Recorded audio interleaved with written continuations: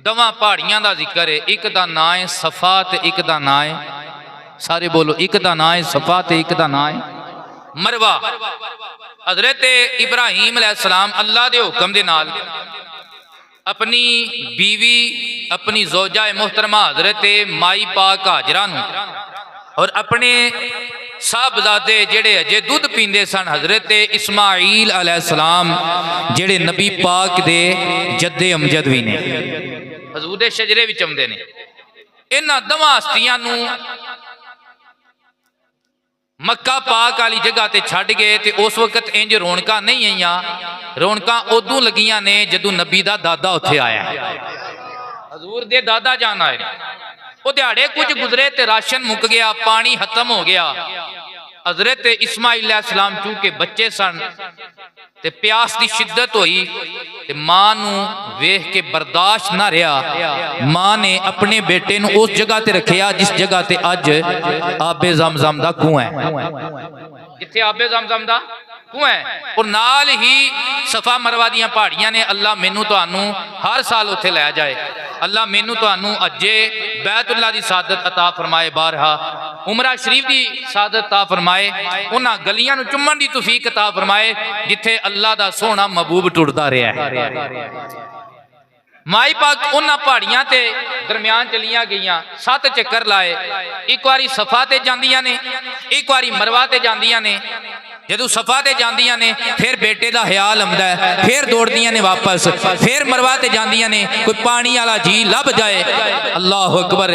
जदों 7 चक्कर पूरे होए ना ते ध्यान पिया जिथे बेटे दी एड़ी है ना उथों अल्लाह ने चश्मा जारी कर छड़िया। अल्लाह ने की कर छड़िया? चश्मा जारी कर छड़िया। उस वक्त दी जुबान दे विच रुकण नूं कहंदे सन, ठहर नूं कहंदे सन जम जम। की कहंदे सन? जम जम।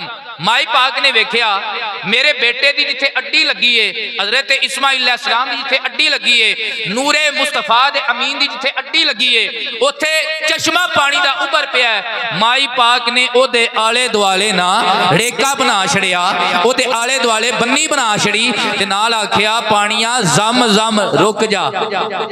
मेरे नबी पाक ने फरमाया अगर साडी अम्मी जान हजरत हाजरा पाक ए ना फरमांदियां रुक जा, अज पूरी कायनात ते साडे दादे दे कदमां नाल निकलिया होया पानी हुंदा, पूरी कायनात ते फैल जांदा जम जम पानी।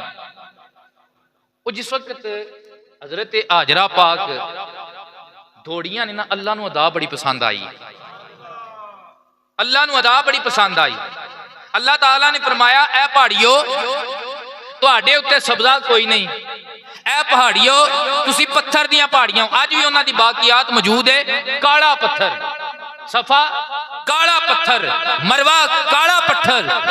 अल्लाह ने फरमाया पर तुहाडी निस्बत मेरी बंदी दियां कदमां नाल हो गई है। चंद घड़ियां मेरी बंदी दिया कदमां दे नाल हो गई है। अल्लाह ने की फरमाया इन्न सफा वल मरवाता, बेशक सफा पहाड़ी मरवा पहाड़ी है पत्थर दी पहाड़ी है, रंग दी काली पहाड़ी, पर अल्लाह ने इन्हां नूं अपनी निशानी बना लिया है। अल्लाह ने इन्हां पत्थरां नूं, पत्थरां दियां पहाड़ियां नूं, कालियां पहाड़ियां नूं अपनी निशानी बना लिया। क्यों बनाया निशानी? इन्हां ने मेरी बंदी दे कदम चुम ले ने।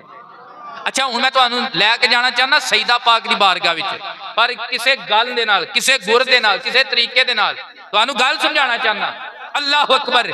पहाड़ी हाजरा विचों नहीं, हाजरा पहाड़ी विचों नहीं। तो जो है पहाड़ी हाजरा विचों नहीं, हाजरा पहाड़ी विचों नहीं। छड़ा की है माई पाक दे नलैन पाक दे तलवे दे नाल, माई पाक दे नलैन पाक दे तलवे दे नाल पहाड़ी दा लमस हो गया है। अल्लाह कहंदा है पहाड़ी मेरी निशानी है। यारो जेड़ी पहाड़ी अम्मी हाजरा दी जुत्ती दे तलवे दे नाल लग जाए अल्लाह दी निशानी बन जाती है। फिर वो बीबी पाक फातिमा ज़हरा दी अजमत दा अंदाजा लाना जिदे मतलब नबियां दा शहनशाह आके फातिमा तो बिदअतुन मिन्नी, फातिमा ते मेरे जिगर दा टुकड़ा है। कुरआन दस रे आए तहारत बतूल दी को सर बतूल पाक दा जन्नत बतूल दी कोसर बतूल पाक दा पढ़ लो जन्नत